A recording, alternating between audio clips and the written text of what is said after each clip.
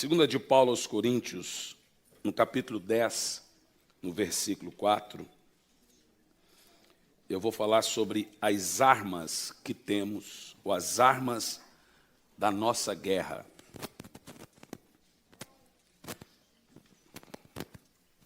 O inimigo fica numa revolta. Porque as armas de nossa guerra não são carnais, mas poderosas em Deus para destruir fortalezas. Senhor, fale conosco, que não seja eu quem fale, mas seja o teu Espírito, em nome de Jesus. Eu quero compartilhar com os irmãos aqui uma experiência que aconteceu ontem. Eu e o Gianluca, vindo de Blumenau. Logo quando peguei a BR-101, apareceu na frente... Não, filho, pode deixar sem fundo musical, viu? É no final, tá? Apareceu bem na frente do carro, 4 feixes de luz enorme, numa dimensão muito grande, parecia uma nave espacial, em cima do carro, assim. Eu olhei aquilo e falei, isso é coisa besta. Avião, um canhão de luz para cima. E logo na saída, fui vindo. Passei Joinville e o troço acompanhava a gente.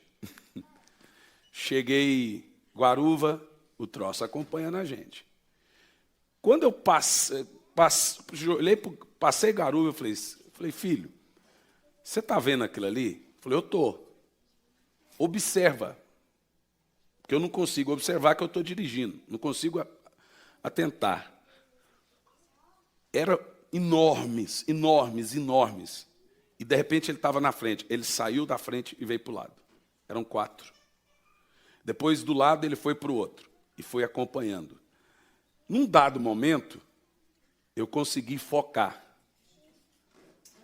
Devia ter cada um aí uma medida de uns 5 metros. Cada raio, fecho de luz enorme. E aí nós tivemos uma simples convicção. Ou é uma espaçonave, ou é anjo. Não tinha como não ser um ou outro. E corria. O Gianluca entrou em crise. Meu Deus! Falei, filho, você está vendo o que eu estou vendo? Falei, eu estou vendo, pai. É assim, não sei o quê. Sim, eram 4 na nossa frente. E depois ficaram do lado. E corria. Com o carro. Depois ficou do outro lado. E corria. E depois ficava na frente. Depois ficava atrás. Acompanhando a gente. Era enorme, enorme, enorme. Em cima do carro. Realmente... A gente fica meio cético na hora, mas a maneira que foi conduzindo, acompanhando a gente, foi assim, muito interessante. Eu tenho plena convicção que eram 4 anjos. Eu tenho certeza. Uma vez eu estava viajando dentro do ônibus e tive essa mesma, nem é visão, porque foi a olho aberto mesmo, o Jean também viu, mas foi de um, que me acompanhou a viagem inteira até o meu destino. Foi 15 horas de viagem. Inteira. E ficava no meio das nuvens assim, piscando e correndo. E aí, ontem foi 4. Eu acho que era 2 para cada um. A gente vai engordando, os anjos vão aumentando, né? Bom, compartilhado, eu hoje quero falar sobre armas importantes que nós temos. E que a maioria de nós não temos a noção de como usar essas armas. Vocês sabem que nossa luta, ela é uma luta espiritual. E se a nossa luta é uma luta espiritual, nossas armas também são espirituais. Elas não são carnais, porque as armas da nossa guerra não são carnais. Você pode até assistir filme na internet dando tiro em demônio. Mas as armas da nossa batalha não são espirituais. Como diz o texto, mas elas são poderosas para destruir e demolir fortalezas. Nós não usamos canhões, nós não usamos armas naturais, nós usamos armas espirituais. E aqui nessa manhã eu gostaria de destacar aqui quais são as nossas armas espirituais nessa lida espiritual que nós estamos. A primeira arma que nós temos nessa batalha, em Apocalipse capítulo 12, no versículo 11, é o sangue de Jesus. Tudo que formos falar aqui nessa manhã são armas poderosas contra o reino das trevas. Diz assim: eles o venceram pelo sangue do Cordeiro. Venceu quem? Satanás, a antiga serpente. Pelo sangue do Cordeiro e pela palavra do testemunho que deram diante da morte, não amaram a própria vida. Uma das armas mais poderosas que temos contra Satanás é o poderoso sangue de Jesus. Nenhum demônio, nenhum príncipe das trevas, até mesmo ele, Satanás, pode resistir à simples menção do sangue do Senhor Jesus. Agora lembre-se de algo: o sangue de Jesus não é algo místico.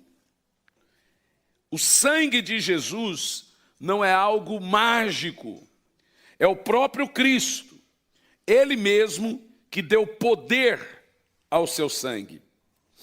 O simples fato de dizer o sangue de Jesus tem poder, faz qualquer anjo caído correr. Hoje nós vamos tomar da ceia do Senhor, em que mais uma vez o sangue simboliza um poder para nos livrar, nos esconder de toda iniquidade, de todo pecado e de toda acusação. O sangue de Jesus realmente é muito poderoso. O sangue sempre esteve em toda a história no Velho Testamento.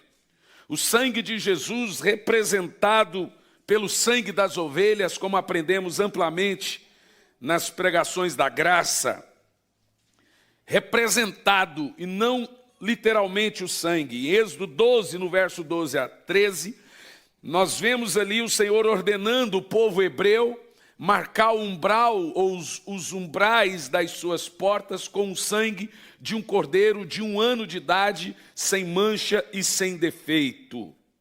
Por causa desse sangue, ali nos umbrais da porta ou das portas dos hebreus, o destruidor, Apolion, não pôde entrar dentro daquela casa. E a figura que nós temos é a seguinte: ia o anjo do Senhor junto com o destruidor. E quando o anjo do Senhor parava na porta da casa de um servo do Senhor, ele dizia para o destruidor: aqui não, nessa casa não. O sangue ali era um símbolo em que aquele povo estava escondido da destruição. Aquele sangue nos umbrais das portas dos hebreus representava o sangue do Senhor Jesus. Quando nós pedimos ao Senhor que nos cubra e cubra a nossa família com o seu sangue, eu quero que você entenda que isso literalmente acontece. Existe um livro nos Estados Unidos de uma história chocante. Um pai saiu de casa e ele tinha que ir trabalhar e ele deixou a sua menina adolescente de 15 anos em casa. E de repente, aconteceu uma coisa absurda. O ladrão entrou dentro da casa. E enquanto ele roubava a casa, tudo bem, mas quando ele foi subindo, ele abriu a porta do quarto da menina. Ele viu a menina toda sanguentada. O quarto, a cama, tudo. O ladrão entrou em crise. Ele mesmo ligou para a polícia. O ladrão ligou para a polícia e disse: eu vim roubar uma casa. Fez uma ligação anônima. Mas eu deixei tudo, porque a cena que eu vi era horrível. Eu vi uma menina retalhada, picada, sangue para tudo que é lado. A polícia pegou o endereço, chegou lá, ligou para o pai. Quando o pai chegou desesperado, a hora que entraram dentro do quarto da menina, a menina estava assim, ó, acordando. E aí a polícia falou, mas olha, recebemos uma ligação que tinha sangue para tudo que é lado e não sei o quê. O moço falou assim, é provável, mas o sangue que vocês viram não era o dela. Porque todo dia quando eu vou sair de casa, eu oro, Senhor, cubra essa casa com o seu sangue. Eu quero que você entenda que o sangue de Jesus nos esconde na sombra do Altíssimo. Ele nos coloca debaixo das suas asas. O sangue de Jesus é algo muito, muito, muito poderoso. E como nós aplicamos esse sangue de Jesus diariamente na nossa vida? Nós aplicamos o sangue de Jesus na nossa vida pela oração. Eu particularmente faço isso todos os dias. Quando vou viajar, Diana, dá leite para essa criança, faz favor. Não fica pirraçando a criança, não. Ela fica pirraçando a criança. Ela quase mata a criança de morrer, gente. A fome, a criança já está assim estufando de tanto comer, gente. Coisa mais linda. A criança.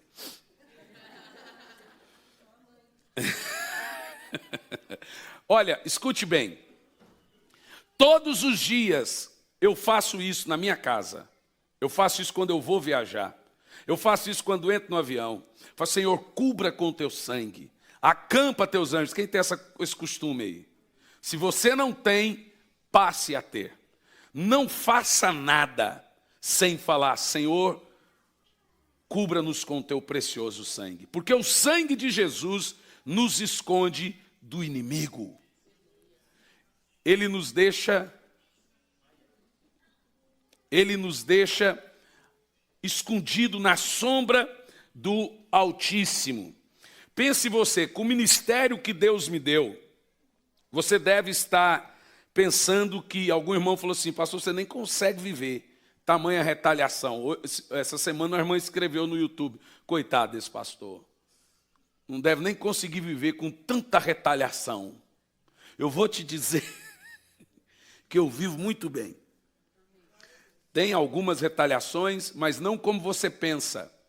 Na quarta-feira eu disse, muitos não estavam, mas repito, essa semana cheguei em casa, havia na porta da minha casa um trabalho de bruxaria. Um boneco de um deus grego, com a cabeça e os braços cortados. Não foi a primeira vez, isso foi a segunda vez. Há 3 semanas atrás já tinha feito outro. A hora que eu desci, eu estava com um pastor amigo meu lá de Santa Catarina, nós descemos para olhar. Quando nós olhamos, o corpo inteirinho adormeceu. O que eu fiz? Apenas repreendi e entrei para dentro de casa. No outro dia, quando passamos, o boneco estava caído. Aí pode ser que alguém derrubou, o anjo mesmo passou aí. Eu vivo na sombra do Onipotente. Veja Lucas 10, versículo 19 ao 21. Porque literalmente eu vivo sem que o maligno nos toque. É óbvio que não dá para se ver livre de toda a retaliação, gente. É impossível isso. Mas nós temos que viver na sombra do Altíssimo. Jesus disse assim, eu lhe dei autoridade para pisarem sobre cobras e escorpiões e sobre todo o poder do inimigo. Até aí você está ciente. A parte que você precisa entender é a última. Nada lhes fará dano. É isso que você precisa entender. Ou seja, nós podemos sofrer retaliações porque é impossível. A gente peca às vezes até quando não sabemos. E nessa hora o inimigo pode encontrar alguma brechinha ali. A gente não vive 100% em santidade. A gente peca inconsciente. Então, com certeza, alguma outra retaliação nós vamos viver. Mas o que a Bíblia nos diz é que nós temos autoridade para humilhar o diabo contra o poder das trevas nesse mundo tenebroso e ainda assim ele não pode fazer dano em nós. Isso tem que ficar muito claro. Amém? Por quê? Nós temos a armadura de Deus, nós temos o sangue de Jesus, nós temos o nome de Jesus e ainda temos o anjo do Senhor que acampa ao nosso redor. Como que o inimigo chega até você? Não chega. Diga amém. Então eu naturalmente uso essa autoridade. Agora escute bem. Ele não chega quando você não dá brecha. Paulo chama isso de dar lugar. Muitas coisas nós damos brecha. E quando nós damos brecha com alguma dessas coisas da brecha, é o seguinte, você tem um muro de proteção do sangue, da armadura, do anjo do Senhor, lhe guardando, lhe protegendo. Da brecha é quando você faz um buraco nesse muro e põe a mãozinha do outro lado. Você abre uma oportunidade para o maligno te tocar. Eu, irmãos, uso toda essa autoridade. Eu uso o sangue de Jesus, eu uso o nome de Jesus, eu uso o anjo do Senhor, porque a Bíblia manda a gente usar esse anjo do Senhor acampado ao nosso redor. A Bíblia diz que ele dá ordem aos seus anjos ao nosso respeito. Então eu uso tudo que a Bíblia me ensina nesse processo espiritual. Eu aprendi que nós aplicamos o sangue de Jesus sempre na oração. Como já disse, volto a repetir, quero que você tenha essa prática. Todos os dias eu unjo meus filhos e libero sobre eles o sangue do Senhor Jesus. Isso todo dia na hora de dormir. É impressionante como nós temos crentes que dormem sem orar. Deixa a sua vida à sombra da morte, à mercê do inesperado, da solidez e solidão. E não ora. Aprenda. Nós temos que sempre orar para dormir e quando acorda agradecendo. Amém? Eu quero dizer uma coisa a você muito importante sobre a questão do sangue. Porque pedir que o Senhor nos cubra com o seu sangue é nos apropriar do processo todo da obra da cruz do Calvário. Mas mesmo assim, esses demônios são teimosos. Ah, pastor, precisa fazer isso, porque Jesus já morreu. Nós já estamos cobertos com sangue. Precisa ficar com essas repetições e etc, etc. Em certo ponto você tem razão. Mas eu preciso te lembrar que o diabo é teimoso. Lá no deserto diz a Bíblia que ele deixou Jesus por pouco tempo. Em outras versões, até o tempo oportuno. Então ele não desistiu. Quando nós clamamos pelo sangue, nós não estamos lembrando Jesus. Nós estamos lembrando os demônios, que nós temos proteção. Eles são insistentes. E outra, irmãos, nós estamos tapando as brechas. Ok? Então, por isso é necessário sempre estar coberto com o sangue do Senhor. Importante vigiar e não dar lugar ao diabo. A segunda arma espiritual que nós temos, essa eu amo demais, é o poderoso nome de Jesus. Eu realmente, irmãos, acredito que no reino espiritual nós temos uma procuração espiritual para usar livremente o poderoso nome de Jesus quantas vezes quisermos.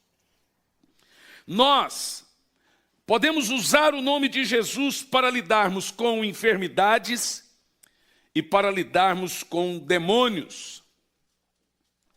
Com isso eu aprendo que quando vamos lidar com demônios ou enfermidades, muitas vezes, sem percebermos, fazemos uso da nossa própria performance. Vai expulsar um demônio na performance do dom. vai orar pelo enfermo na performance do dom, porque você sabe que o seu dom tem uma unção específica, uma performance. Por isso que tem gente que está caído e o dom continua fluindo. É uma unção específica que acompanha o dom e é dado sem arrependimento. A pessoa não perde. Aqueles 70 que desviaram, continuaram a fazer milagres. Né? Em Mateus 7, verso 15, cuidai com os falsos profetas. Lá no final Jesus diz, curaram no meu nome, profetizaram no meu nome, expulsaram demônios no meu nome, mas apartai-vos de mim, malditos, que eu não vos conheço. Então muitas vezes a pessoa está sendo usada na própria performance do dom. Ela não está debaixo do poderoso nome de Jesus, nem do poderoso sangue do Senhor. Ela está debaixo da performance do dom dela. A coisa flui, mas não tem cobertura. É uma diferença muito grande. Para você entender o que eu estou falando, em meu livro Milagres, Ontem, Hoje, Sempre, eu não sei se alguns têm, é um livro que eu falo só sobre a possibilidade de operação de milagres, e tem alguns testemunhos, e como você também ser usado, é um livro muito interessante. Milagres Ontem, Hoje e Sempre. Eu afirmo o seguinte, existe tanto poder no nome de Jesus, quanto o que havia nele quando ele esteve aqui na terra. Foi o próprio Cristo que deu esse poder ao seu sangue e deu esse poder ao seu nome. Existe tanto poder nesse nome. Em Marcos 16 e 17, para você entender um pouco sobre esse poderoso nome de Jesus. E estes sinais acompanharão aos apóstolos, acompanharão aos evangelistas, acompanharão quem? Aos que creem. Aqui não está falando de cura acompanhar, está falando de curar. Ou seja, todos aqui têm autoridade para curar, basta crer. Os sinais acompanharão os que creem. Ele diz, em meu nome expulsarão demônios e falarão novas línguas. Perceba o seguinte, no nome de Jesus, nós temos autoridade contra Satanás e seus anjos. Com isso nós aprendemos que não importa o tamanho do demônio, a hierarquia dele, o próprio Satanás, eles têm e são obrigados a nos obedecer em nome de Jesus. Isso é muito poderoso, irmãos. Porque você imagina o seguinte, o mundo é o mundo tenebroso. O mundo está em trevas. O diabo é o príncipe do mundo, o Deus desse século. E o crente mais comum fala, cala a boca. E ele tem que se calar. O crente mais pequenininho ali, no poder do nome de Jesus, o bicho tem que se encurvar.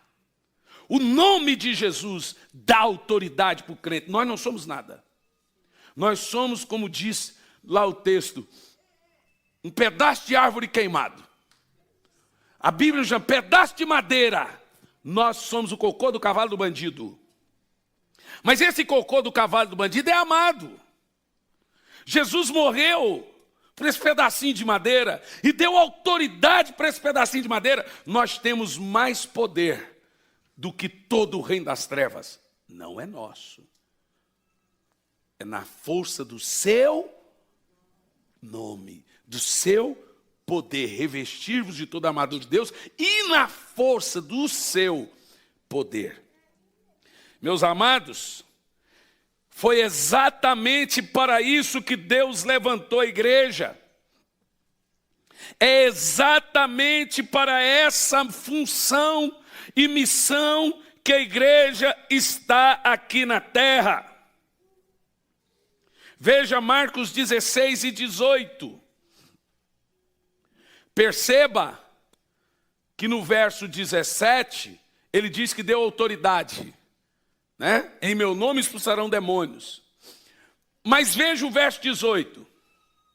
Eu lhe digo que você é Pedro, e sobre esta pedra edificarei a minha igreja, e as portas do Hades não poderão vencê-la. Esse é um texto muito mal interpretado pelos católicos, porque eles dizem que Jesus levantou Pedro para ser a pedra da igreja. Então eu vou transliterar o texto para você. O nome Pedro é a palavra hebraica Petros. Pedro é Petros. O nome Pedro significa pedrinha pequena. Jesus está dizendo, eu te digo, você é Pedro, pedrinha. E sobre esta Petra, a palavra é pedra, Petra, no grego, pedra grande. Ele aponta para ele, você não é nada, mas sobre essa pedra que sou eu, que é a pedra angular, eu vou edificar a minha igreja. E as portas do inferno, perceba que o inferno é um reino organizado, perceba que esse mundo é um mundo tenebroso, mas Jesus diz que o mundo, o inferno, o diabo não vence a igreja. Isso é a igreja.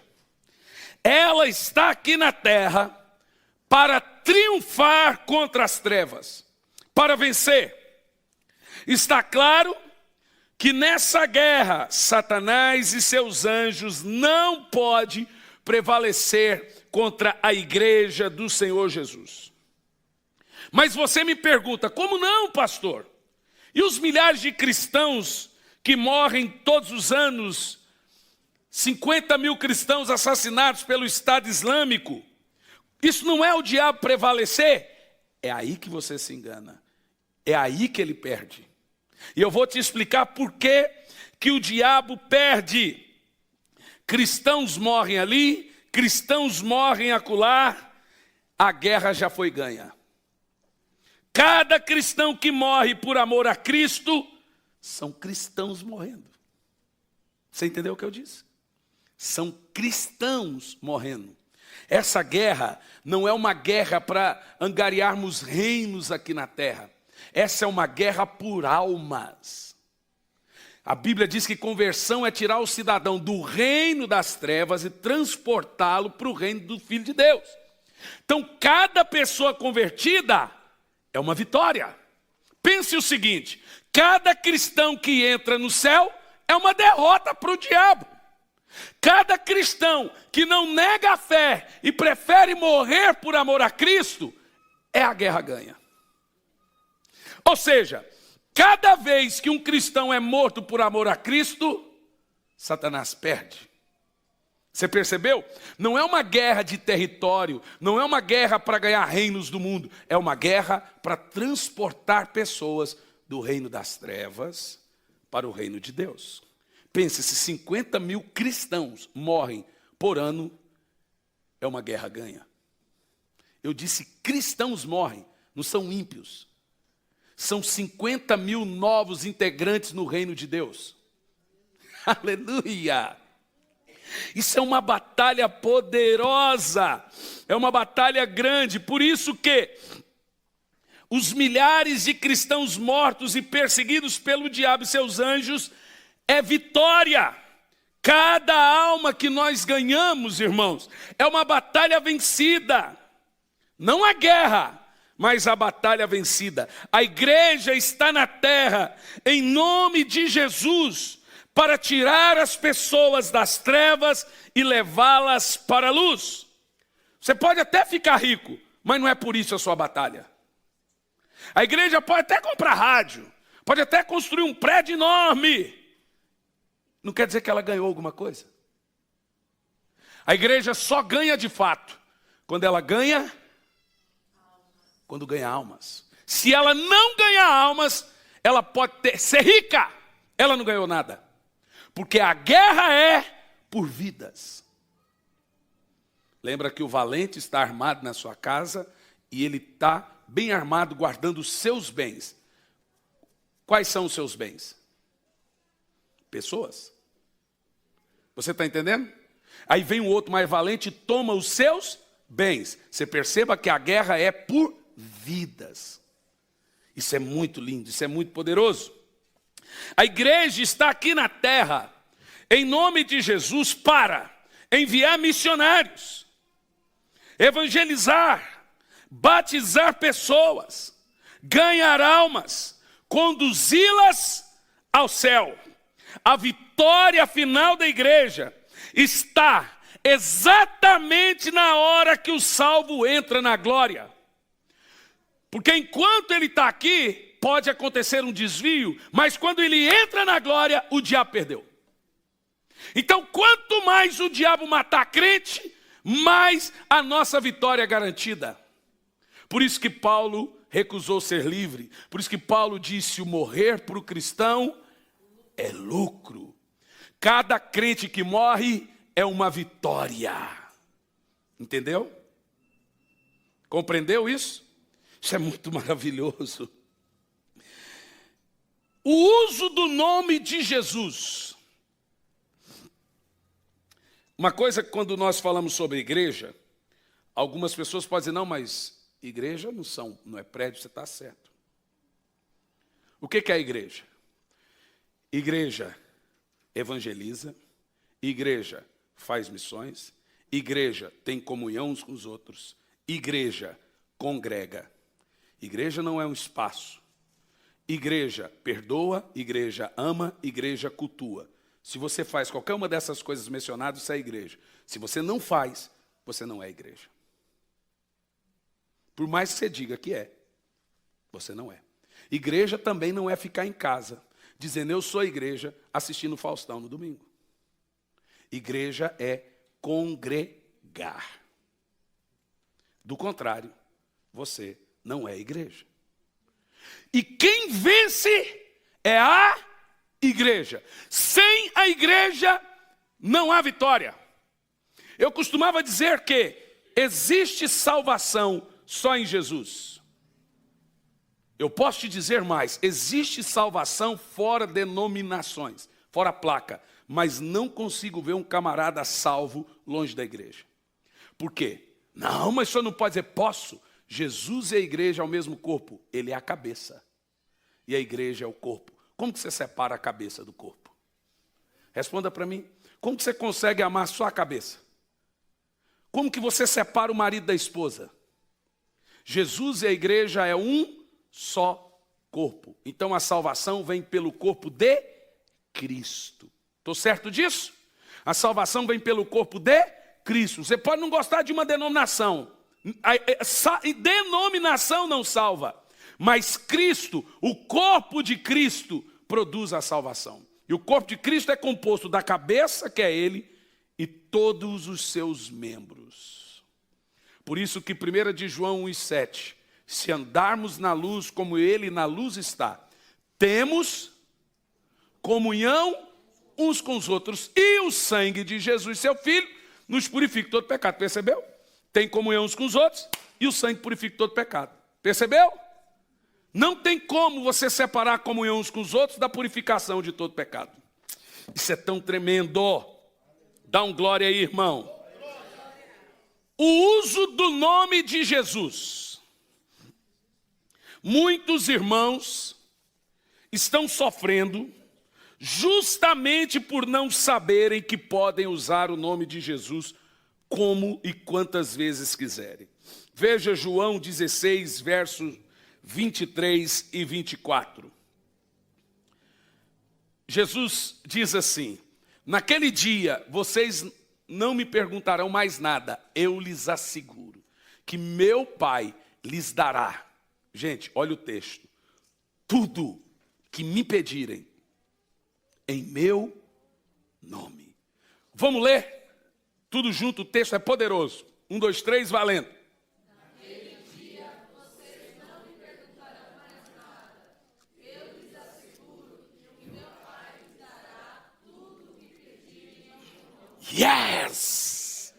Que nome poderoso. Esse texto é cheio de glória, cheio de unção, porque nós temos que aprender a tomar posse do poderoso nome de Jesus. Nós, como igreja, somos luz nesse mundo de trevas, somos sal nesse mundo sem gosto.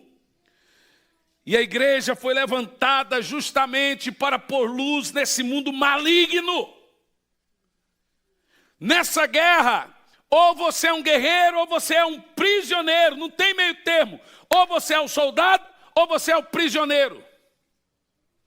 Ah, eu não quero estar nessa guerra. Você já está. Se você não está do lado dos que vencem, você está do lado dos que perdem. Ou você é um soldado, ou você é um prisioneiro. Diga amém. Nós somos a resistência. A autoridade vinda do céu. Enviados como ovelhas no meio de lobos. Enviados para a morte todos os dias. Não estamos aqui para construirmos impérios ou nossas idealizações pessoais. Estamos aqui para avançarmos diante ou mediante e contra as trincheiras do inimigo no reino espiritual e avançarmos. Cada casa que nós entramos, nós rompemos as trincheiras do diabo. Cada alma que ousamos a mencionar sobre Jesus é romper as trincheiras do diabo. E nós fazemos isso no nome de Jesus. Esse é o papel. Se você não é um soldado, você é um saco de batata podre. Não tem meio termo. Ou você está sendo escravo, preso nessa guerra, ou você está ganhando essa guerra do lado dos que lutam. Diga amém. Veja Marcos 16, verso 17 e 18. Olha o nosso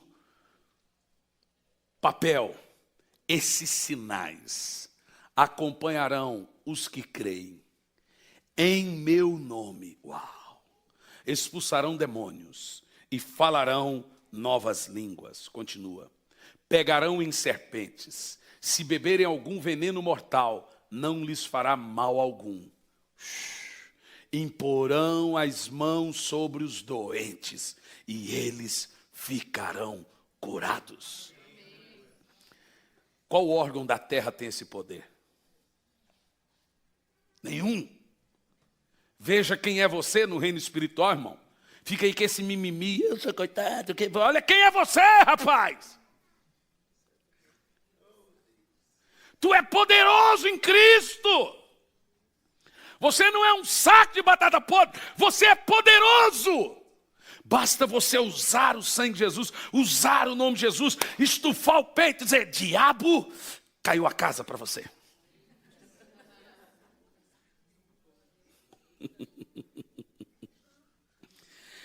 Essa é a nossa autoridade. É assim que devemos estar agora. Você quer ver um exemplo?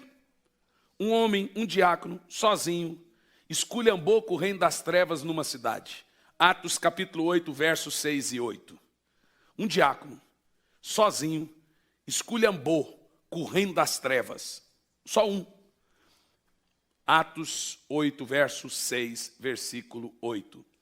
Quando a multidão ouviu Filipe e viu os sinais miraculosos que ele realizava, deu unânime atenção ao que ele dizia. O que aconteceu em Samaria?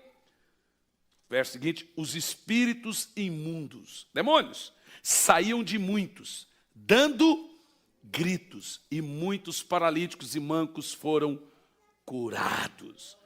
Veja, os demônios daquela cidade saíam desesperados. Você percebeu o medo que o demônio tem de um crente cheio do poder de Deus?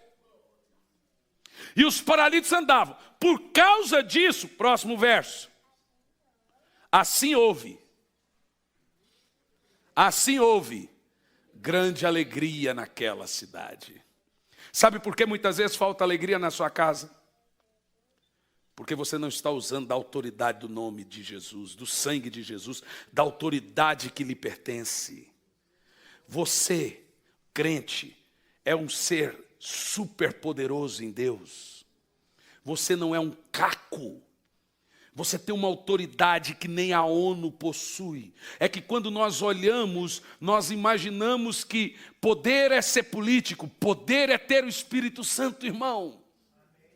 Poder não é ser político, poder não é ter caneta, poder é ter o Espírito Santo. No reino espiritual, você demanda. Você de fato quem tem o poder.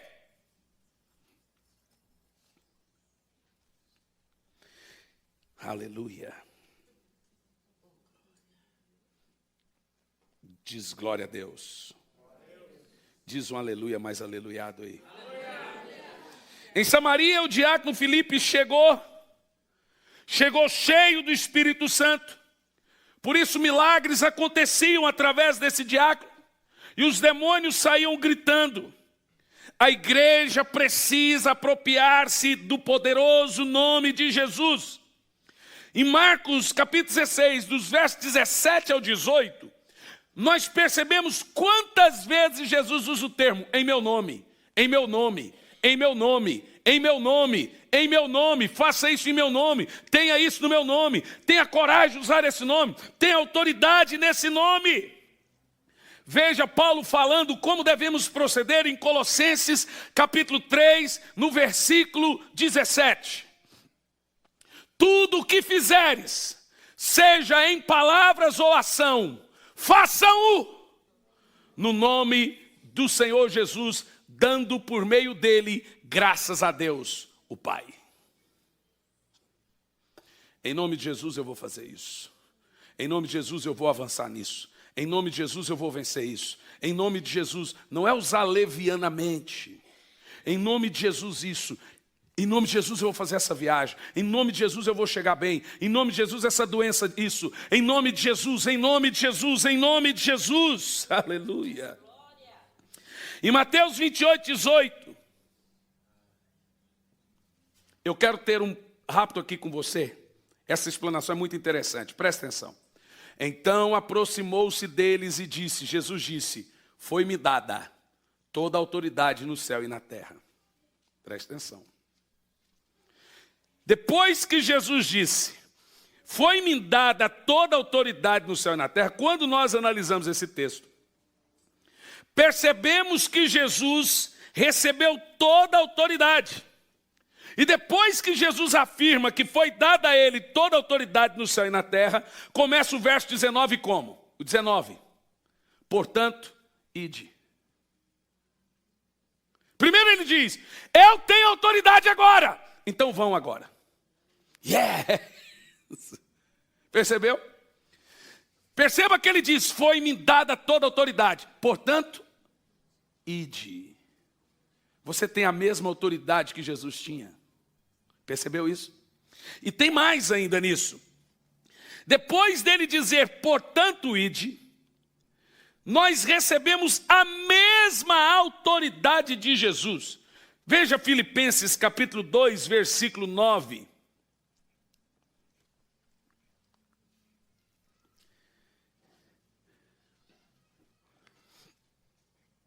Presta atenção nesse texto, para aprendermos a usar o nome de Jesus. Por isso Deus o exaltou à mais alta posição e lhe deu o nome que está acima de todo nome. Em Atos 4, versículo 12, vemos que esse nome é poderoso. Não há salvação em nenhum outro, pois debaixo do céu não há outro nome dado aos homens pelo qual devamos ser salvos. Meus queridos irmãos, esse nome tem poder. A simples menção dele causa espanto, causa adoração no céu, surpresa na terra e pânico no inferno. O simples fato do crente abrir a boca e mencionar o nome de Jesus faz o inferno inteiro estremecer. Precisamos entender que nossas armas nessa guerra não são armas carnais, são armas espirituais. E o nome de Jesus é a mais poderosa dessas armas. Temos que entender e fazer uso desse nome nessa guerra. Nós curamos os enfermos no nome de Jesus. Expulsamos os demônios no nome de Jesus. Mateus 18, versículo 20. Olha o nome de Jesus. Pois onde se reunirem 2 ou 3. ali eu estou. Jesus está aqui agora. Isso é uma palavra simples, mas literalmente ele está aqui agora. Não, mas ele só está em igrejas santas, então ele não vai estar em nenhuma. Você sabe que quando você pega as 7 igrejas do Apocalipse, das 7 igrejas, só 2 eram boas. E ele estava no meio das 7. E sabe o que ele dizia? Eu conheço, eu sei, eu estou vendo. Jesus está em todas, até as hereges. Fazendo o quê? Relatóriozinho.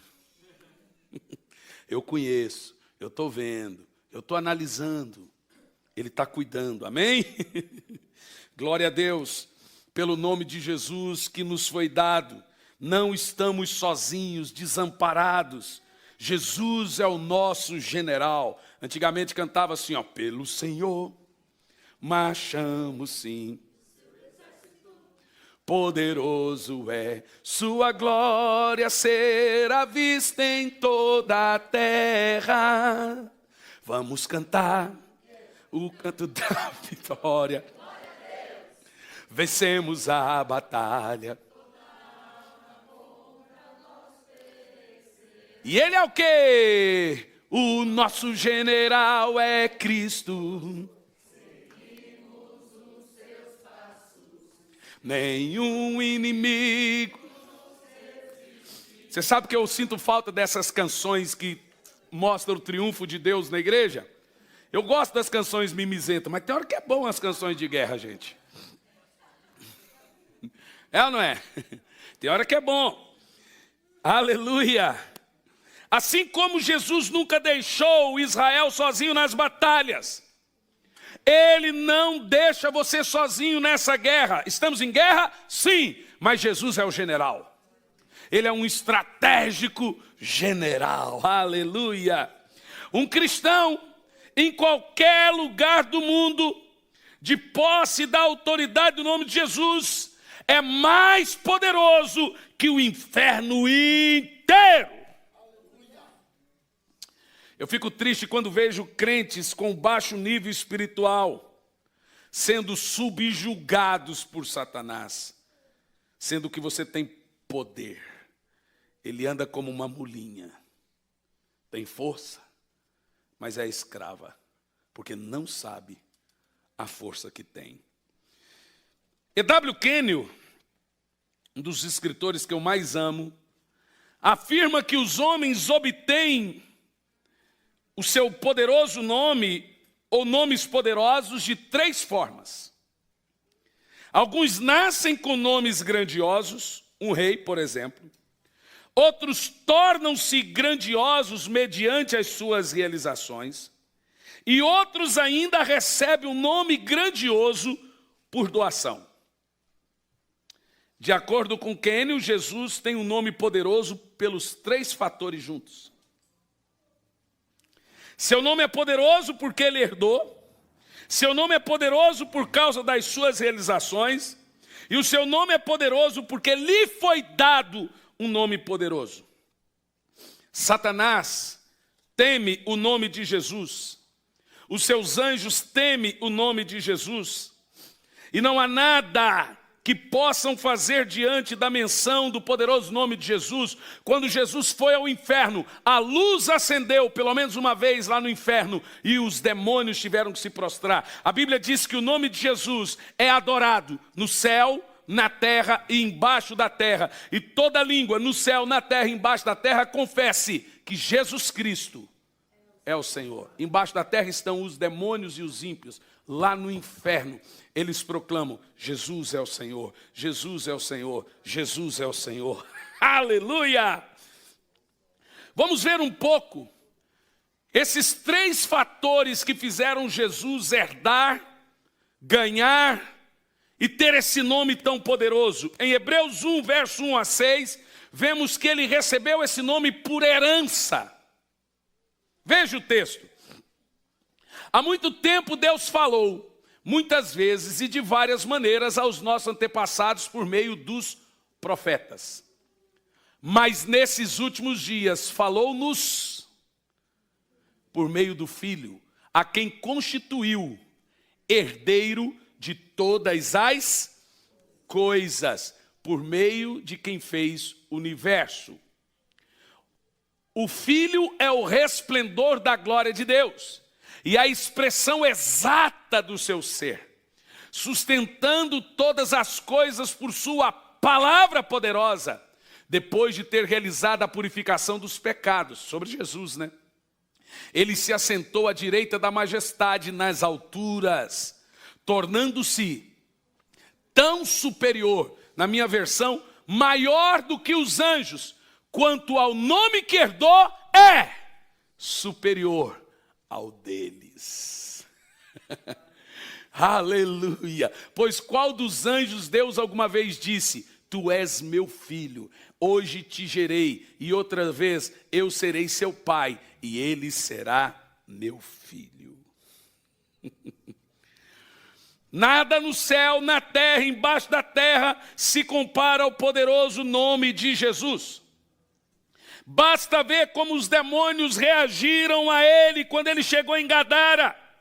Quando ele chegou em Gadara, a Bíblia diz que os demônios prostraram e o adoraram. No verso 5 temos o termo: tu és meu filho e hoje te gerei. Quando Jesus herdou esse nome, foi exatamente nesse dia que ele herdou o nome sobre todos os nomes. Voltando Filipenses 2, do 9 ao 11 agora. Filipenses 2, do 9 ao 11, quando Jesus herdou esse nome tão poderoso, tão sublime.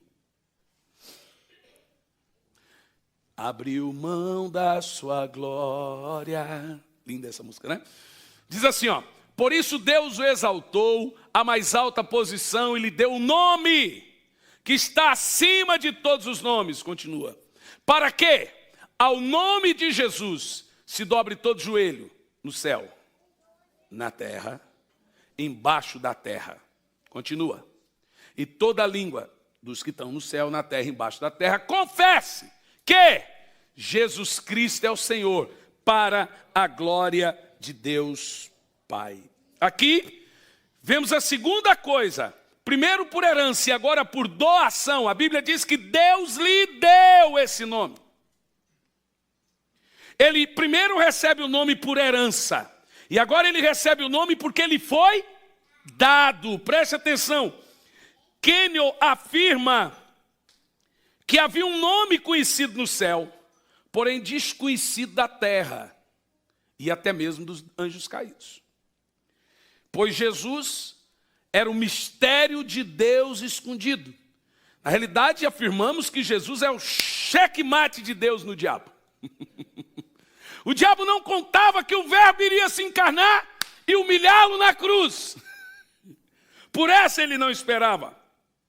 Então este nome, bem como o trono, estava vazio. Sugere-se que foi nesse trono vazio, e por esse trono vazio, que Lúcifer esperou que fosse dele. Vou me assentar nesse trono. Talvez ele esperava que o nome dele fosse também ser um nome acima de todos. Mas Deus reservou esse nome, preste atenção, para o seu filho. Em volta do nome de Jesus há muitas questões. Por exemplo, tem uns engraçadinhos na internet que se recusam a mencionar o nome de Jesus e só falam Yeshua. É bonito. Yeshua é o nome de Jesus em aramaico. Bonito. Mas deixe-me te falar uma coisa sobre isso. Na Bíblia, nunca foi escrito Yeshua. Assustou agora? E vou te dizer por quê. A primeira vez que o nome de Jesus foi mencionado foi por Lucas. E Lucas era o quê? Grego. Então ele escreveu como? Do jeito que você está lendo aí agora. Sabe como Lucas escreveu? E o seu nome será chamado Jesus. Poderiam mencionar Yeshua, mas foi escrito Jesus. Eu só sei que quando eu oro em nome de Jesus, os demônios respeitam. Eu só sei que quando eu oro em nome de Jesus, os paralíticos andam. Então essa mimizada aí na internet, Yeshua, Yeshua, Yeshua, dizem que não pronuncia o nome de Jesus porque não estava, precisa estudar. O nome de Jesus nunca foi escrito em aramaico ou em hebraico. Ele foi escrito originalmente em grego, Jesus, Cristo. O primeiro evangelho foi o de Lucas, e foi todo ele escrito em grego. Ok? Só para constar.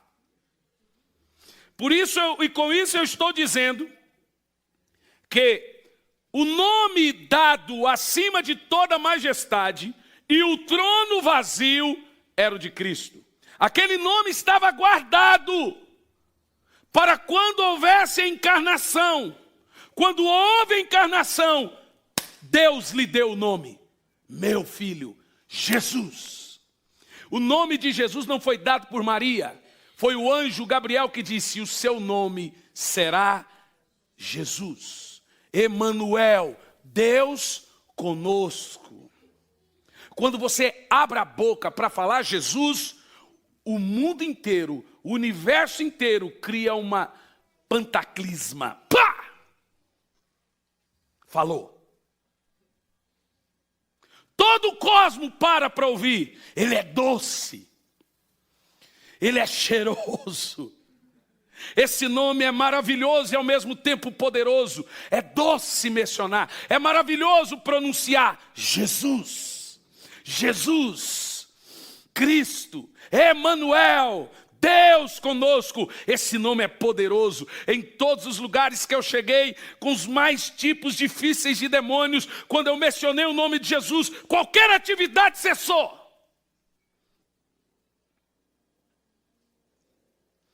Aleluia. Aleluia.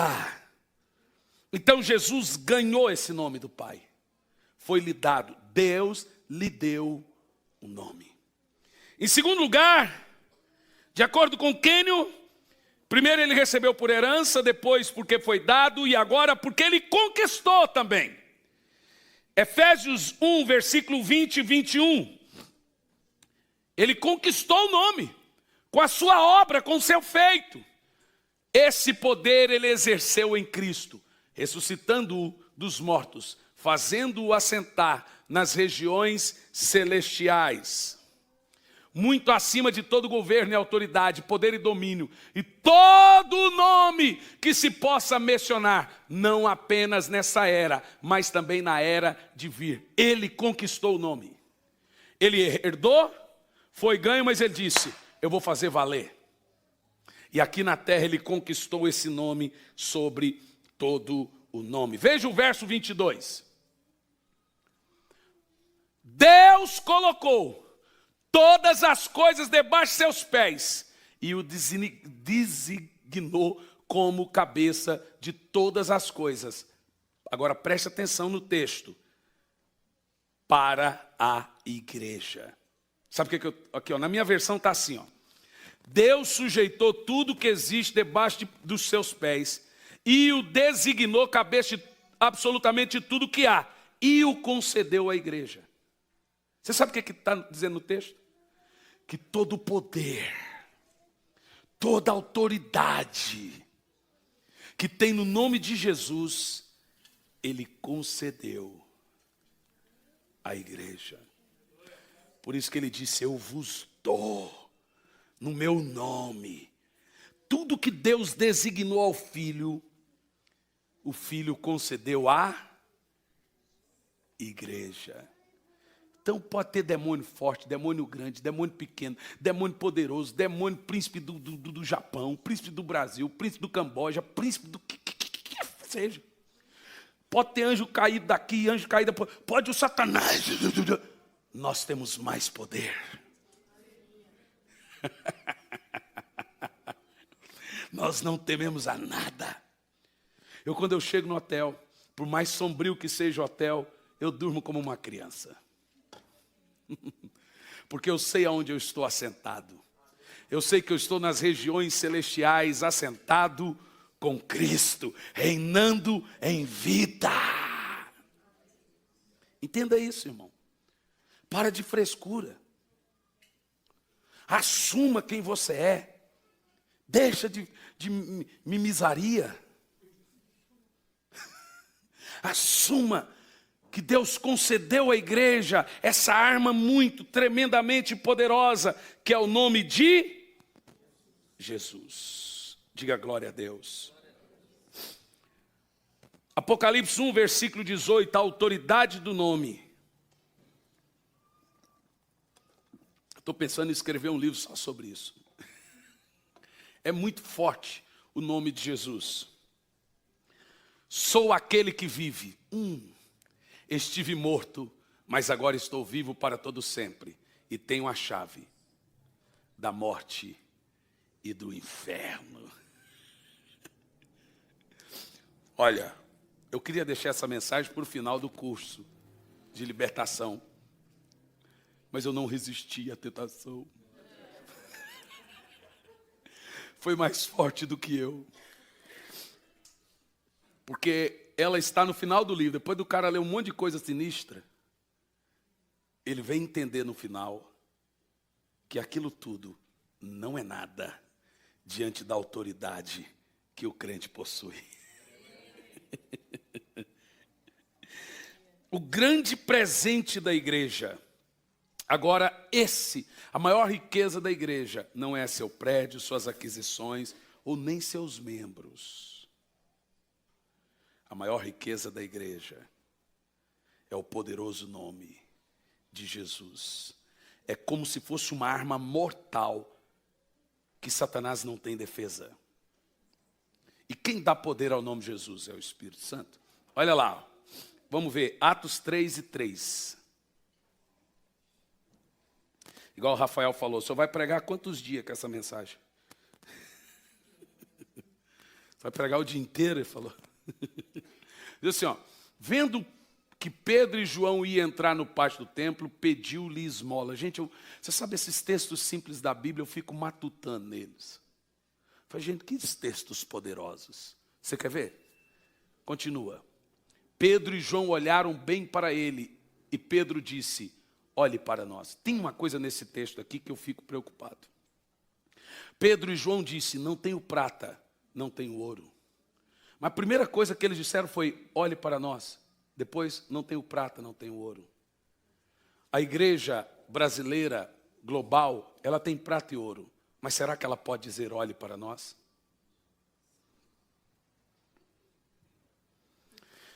Por isso que eu gosto desses textos simples, porque eles escondem segredos.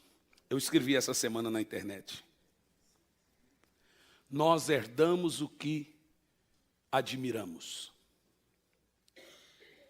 Eliseu admirou a unção de Elias. Herdou a unção de Elias. Geazi, o dinheiro... Esqueci o nome do homem. Naamã. O dinheiro de Naamã herdou a lepra de Naamã. Eliseu honrou Elias, herdou a unção de Elias. Geazi honrou o dinheiro, herdou a lepra de Naamã. Um herdou a unção, o outro herdou a lepra. O que você tem admirado? Nós herdamos o que admiramos, irmãos. Olha Pedro e João. Primeira coisa que eles disseram, olhe para nós. A primeira coisa que uma pessoa que usa o nome de Jesus precisa ser exemplo. E depois que eles disseram, olhe para nós, eles continuaram. O homem olhou para eles, esperando receber alguma coisa. E disse Pedro, não.